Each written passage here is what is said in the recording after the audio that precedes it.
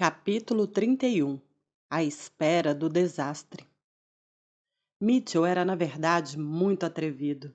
Eu ficava sempre espantada pela maneira descontraída como encarava o rapto que andava a planejar. Nem uma única vez deu sinais de medo ou hesitação. Se alguma vez pensava que podia ser apanhado, não o mostrava. E por que haveria de mostrar? Tinha me raptado. Fora capaz de esconder-me a meia dúzia de quilômetros da minha casa. Fora capaz de safar-se, através da manipulação e da mentira, de todos os apertos.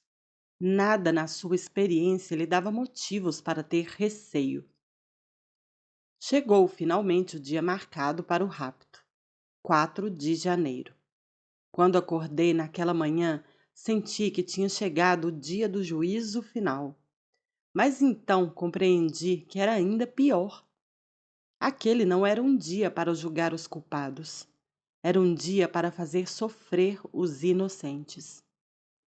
Mitchell seguiu a sua rotina habitual, sempre a esforçar-se por disfarçar a excitação. Tal como no dia em que se preparara para ir raptar a minha prima, avorou um ar pesado, de vítima. Era tão difícil ser um profeta. Era um fardo tão pesado desempenhar o trabalho do Senhor, tão duro ser o escolhido. Quando olhava para Barze, tentava exibir um pouco de tristeza e hesitação, mas nada daquilo era real. Estava apenas excitado. Era como um animal dominado pelo cheiro do sangue. Era a lascívia que o movia e nada mais. Passou o dia a verificar uma e outra vez as coisas de que ia precisar para capturar a sua próxima vítima. E então fez um importante anúncio. A minha próxima esposa chamar-se-á Maher Shalal Hash Bas Rebeca Isaía.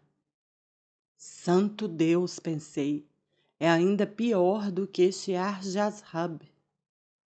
Maher Shalal Hash-Baz era um dos filhos de Isaías, explicou. Mais um nome de rapaz para a nova esposa, apeteceu-me dizer. Que se passaria dentro daquela cabeça? Significa, saqueia depressa, despojos terás. Não, significa só que tu és estúpido. Mitchell fez uma pausa, como se estivesse à espera de ser felicitado pela sua excelente escolha de nomes. Barze não disse nada. Eu limitei-me a abanar a cabeça. Mais tarde, Mitchell vestiu as mesmas roupas que tinha usado quando fora à igreja naquela manhã de domingo, em novembro, para identificar a sua próxima vítima. Mas também passou algum tempo a preparar as nojentas mochilas verdes. Roupas escuras, corda, fita adesiva, a comprida faca. Quando pegou na faca, voltou-se para mim e sorriu. Shear Jahab, lembras-te dela? Perguntou com uma gargalhada doentia, a voz baixa e gutural. Claro que eu reconheci a faca. Quantas vezes me mostrara enquanto me ameaçava? Quantas vezes passara o dedo pelo gume enquanto me recordava o que ia fazer à minha família? Lembras-te do que te disse na noite em que te trouxe para longe da tua família? Claro que me lembrava do que ele tinha dito. Tenho uma faca encostada ao teu pescoço. Não faças barulho. Sai da cama, ou mato-te a ti e a tua família. As palavras mais aterradoras que eu tinha alguma vez ouvido. Ele olhou para mim, eu olhei para ele. Guardou a faca na mochila. A tarde chegava ao fim, o céu escurecia. Começou a soprar uma brisa noturna que fazia vergar e balouçar os salgueiros, levantando-lhes os dedos ossudos com o seu sopro. Era um vento quente, seco. Limpei dos olhos alguns grãos de areia. Mitchell esperou mais alguns minutos até a escuridão se impor. Então, com um suspiro cansado, pôs-se de pé e despediu-se. Eu e Barzi preparamo-nos para fazer o que passávamos agora a maior parte do tempo a fazer: esperar. A noite foi avançando, lenta. Estava muito escuro. Lembro-me de que o pó e as nuvens velavam a luz da lua e das estrelas. Fomos para a cama. Não dormi. Passaram horas. Então, muito cedo, talvez 1 hora antes de o sol nascer, ouvimos passos aproximarem-se do acampamento. Por um instante, o coração bateu-me loucamente no peito. E se Mitchell tivesse sido capturado? Se tivesse falado à polícia a meu respeito? E se eu estivesse prestes a ser salva? A cortina foi afastada e vimos Mitchell de pé na escuridão. Olhei para trás dele. Não estava lá ninguém. Não chegou o momento, disse ele para anunciar o seu fracasso. Quase ri de alegria. Tinha falhado, não a apanhara.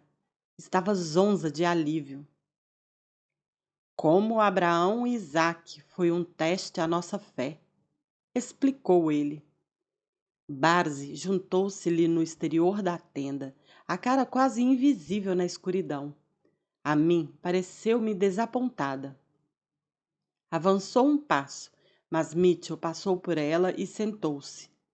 Pousou as mochilas verdes no chão e começou a tirar de lá comida. Eu estava espantada. Agora, sempre que tinha qualquer coisa que comer, pensava que era um maná dos céus. Mitchell pousou alguns sanduíches em cima do oleado. Eram pequenos e estavam esmagados por terem sido enfiados à força na mochila. Ao olhar para eles, soube que não iam saciar a minha fome, mas mesmo assim estava grata por um pouco de alimento. Eu e Barzi fomos diretas aos sanduíches e começamos a comer esfaimadamente. Enquanto comíamos, Mitchell falava. Cheguei a El Cajon e fui sem me apressar até a casa onde ela vive. Era muito tarde quando lá cheguei. Dei a volta à casa à procura de uma entrada. Não havia janelas abertas nem portas destrancadas, mas continuei a procurar, sabendo que Deus providenciaria uma maneira. Finalmente, descobri uma porta de correr nas traseiras que não estava fechada à chave. Comecei a fazer deslizar a porta. Quando a tinha aberto só uma fresta, parei para me pôr à escuta. Pareceu-me ouvir qualquer coisa lá dentro. Escutei durante alguns segundos, mas não voltei a ouvir mais nada. Muito devagar, continuei a fazer deslizar a porta. Mais uma vez ouvi o som. Um murmúrio baixo. Não sabia o que era, mas voltou a desaparecer. Abri completamente a porta e comecei a entrar. De repente, parei. Percebi o que era que estava a ouvir.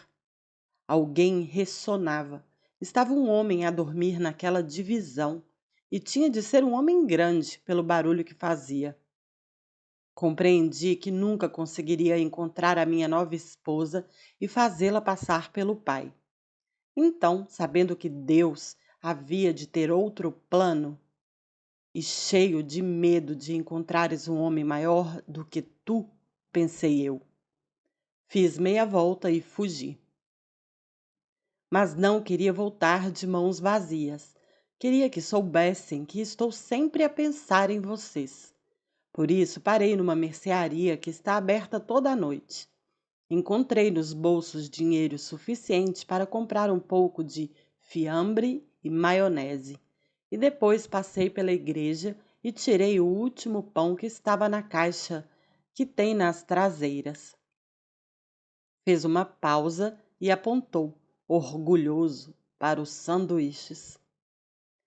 Notei que aqueles sanduíches não correspondiam nem de longe a um pão inteiro, o que significava que ele não tinha parado para arranjar comida por ter pensado em nós. Parara para arranjar comida porque ele tinha fome e comera a maior parte dos sanduíches antes de regressar ao acampamento. É agora claro para mim, concluiu. A Califórnia era suposta ser um teste à nossa fidelidade, mas o Senhor tem outros planos para mim.